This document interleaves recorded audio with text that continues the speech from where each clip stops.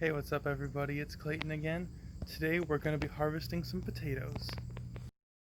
Alright, so here are 3 of my potato bags that I have. These are some of the earliest planted ones. They're a purple potato. I've already gotten one out. They're a medium-sized potato and they're like purple-blue on the inside. Ooh, this one feels a little smaller.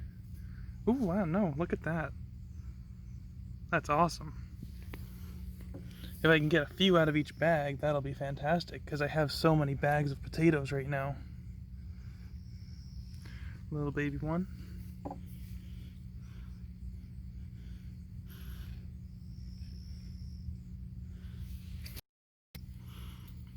There we go. Not bad for... These ones didn't get watered nearly as much as the other ones. And I don't think they got as much sun either. Still getting some more. These are nice little dumpling potatoes. There we go again. Okay, so it's going a little slower, so I'll get back to you guys when I've done all 3 of these. Okay, so these 3 containers I just finished, and this is what we got so far. So some are pretty good size. I wasn't expecting so big. I mean, that's like a perfect one. I'm so happy with that. We got a couple that are, just little snacks, and that's okay too. I'm happy with whatever I get. This was the most ignored container. These 3 were the most ignored. So for just ignoring them, I'm pretty happy with the size of those potatoes. And now I'll start on these 3. They got a little bit more water, but perhaps they got a little bit less sunlight. Okay, so I wish I'd shown me digging these up, but already, I mean, there's 5, 6, 7 of these potatoes over just in one corner. And I wanted to point out that this is a taller container compared to these. They're about twice the height. I didn't fill them up all the way. I filled up about 3/4 of the way. But the goal with the taller container is I start the soil level relatively low, put the potatoes in, and then as the plant gets taller, I add more soil until it's almost full, and that enables the plant to produce more potatoes. And that is because potatoes will only produce new potatoes above where the original potato was planted. So it's really, really good to hill up or mound mulch, whatever you want to call it, around your potatoes, because the deeper the soil, the more potatoes you'll get. Alright, I did the last surprise pot that I had. It's in more of the shade, and that just goes to show that if you can get your tomato or your potatoes into a more sunny location, it'll pay off, because that's what came out of the shade bucket. Everything else was so much larger, and that's all I got out of the one that was in the shade. So good experiment. I found out plant them in as much sun as you can possibly get, but that's still not too bad. Alright, and now I'm gonna get into the really hidden potatoes, and we'll see if I even get anything out of here. This is the Kennebecs. These are a white fleshed potato. There we go. That's already pretty promising. Gotta get around some of these basil plants that I threw in here. Oh, there we go.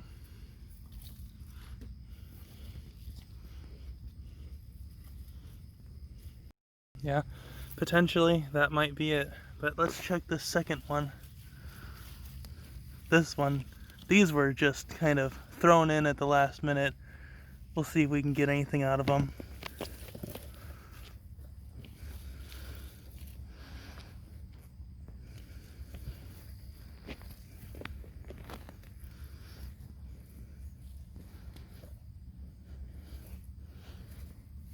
I'm not even sure I had a potato plant in this one.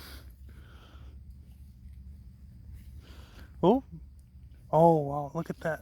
There we go. That's nice. That's refreshing.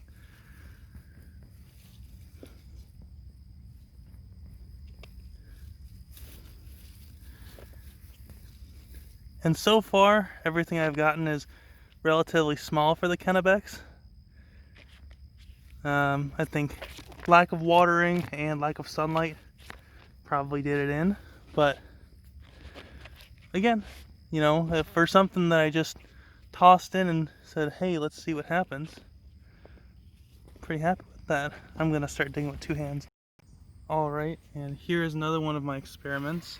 This, I think it's a, 3-gallon pot, maybe. I have it filled about 1.5 gallons of soil, and I didn't get a ton, but I mean, you get one real good one and a couple of nice ones right there. That's like, I mean, that's like nothing right there. That's very little soil at all, and I still got good potatoes in sunlight. So anybody can grow potatoes. You don't need a ton of soil. You don't need to grow in the ground. You don't need a gigantic pot. Just make sure it gets water, make sure it gets sunlight, and give it some nutrients every once in a while. Okay, so I wanted to make sure that I filmed this one because I believe this had 2 plants. Yeah, 2 plants in it. I think this is the Kennebec. You can see how the stems go really far down into the soil. Let's see how far. This one was buried pretty deep. Ooh, that's what I like to see right there. That's closer to a real Kennebec. That's the biggest one so far. And a twin right next to it, off of the same plant. Just a little bit bigger of a pot, and I would say this is a higher quality soil than what I use. I use a lot of the discount soil just because I have such volume. Yeah, right there. I mean, this little like felt fabric pot is like, they come in a set or a bunch of like 20 or something like that. Oh geez, look at that. You can get them on Amazon, on eBay, or whatever. They cost nothing. Then you just get some potting soil. I get, I try to get the cheapest potting soil. I know that's not great because some of them are contaminated with a bunch of stuff. But then I mix in, every once in a while I'll mix in peat moss if it's just terrible and I need to air it up.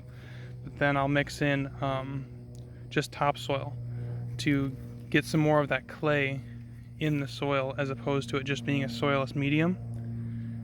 There's another one. So yeah, it's your average box store topsoil.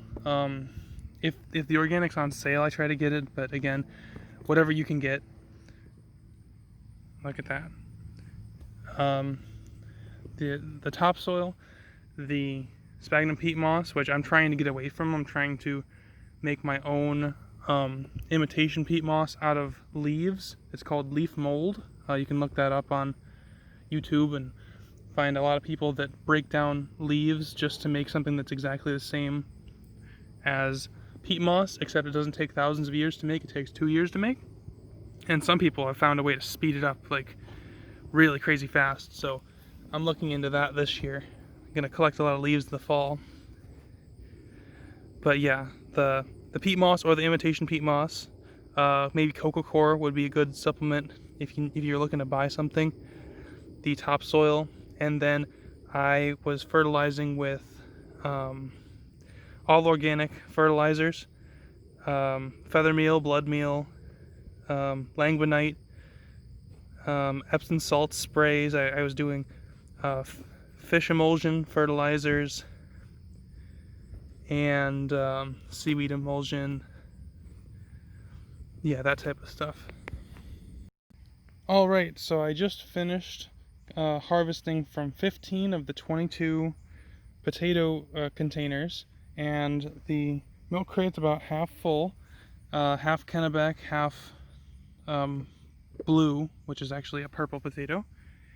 And obviously the Kennebecs are a larger potato, but the reason I grew the blue is because they're high in anthocyanins, which is really good for the body. So I find it as a trade-off. You know, you get a little bit smaller of a potato, but it's more packed with nutrients.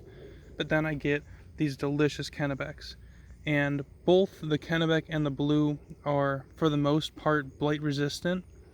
So I did not have very much problem. I had one plant that had a problem that I ripped out before it spread to anything. And I removed that pot as well. The Kennebecs came from the Maine Potato Lady, her website, and then these the blue potatoes actually came from a small pet store called Teskey's in the Quad Cities that I brought home from college with me, and this is my second year growing them, and this is definitely the biggest harvest I've had of them. I didn't grow too many last year, but I mean, that's awesome. You know, now I gotta wash them off and then dry them for storage, but I'm so happy with this. You know, I can't wait to grow more because I really want more potatoes. I'm just hungry for potatoes. My original goal with getting these two varieties was to hopefully crossbreed them, but I never really saw any flower development, so I couldn't cross-pollinate them. But that's fine, you know. Get a lot of potatoes. I can grow them again next year, and you know, maybe they'll be the perfect environmental conditions for them to flower, and I'll actually be able to cross-pollinate them. Okay, I got my hose, and I'm gonna wash these off. So I'm choosing to wash them off just because I don't want to track in a bunch of soil into the house and leave it there for a while. Some people choose to hand brush the soil off, and they say that it allows the potatoes to store for longer. I think that this should be fine because they're going to go into a dry place immediately. And you know, it's been raining recently, so the potatoes were wet anyway. This is just my preference. I don't want to break the skin at all because that can cause the potatoes to not store.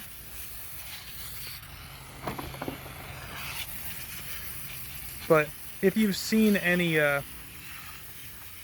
videos of how potatoes in a factory setting are treated, they can be pushed around a little bit. There's one potato that ended up going bad. I think I may have 2 or 3 in the bunch, like this one here, or I guess these two. They have a little bit of problem, but those will just be eaten first. Well, I guess I could cut around all that muck there and keep that, so I'll just keep that.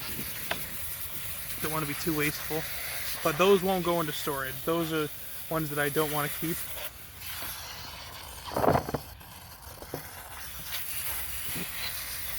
And again, just getting the majority off. You know, I wash them before I cook them too.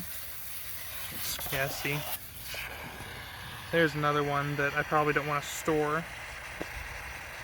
Focus the camera. There we go. Yeah, I'll keep that off to the side. And same with that one. These all came from the same plant, so I knew that was happening.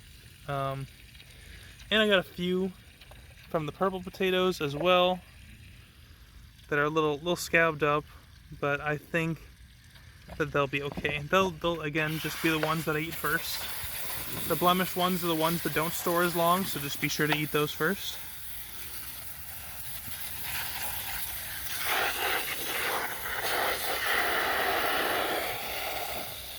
Okay, and I'm gonna call that done and then lay them out on a elevated baking sheet so that they have some airflow to dry. Alright, so here are, again, those 15 of the 22 containers of potatoes that I harvested today. And now I'll just leave them here to dry out, and then after about a day or two, I'll bring them inside to dry even further. Because it's so humid outside, I think they'll store better in my basement. It's a little bit cooler down there. They love being stored in darker places too, so I don't want to leave them in the light for too long. Don't want them turning green like that guy right there. But this is well shaded and it's a pretty cloudy day, so we'll just dry them just enough and bring them inside. Alright guys, I hope you enjoyed that video. Please remember to like and subscribe and leave any comments if you have questions.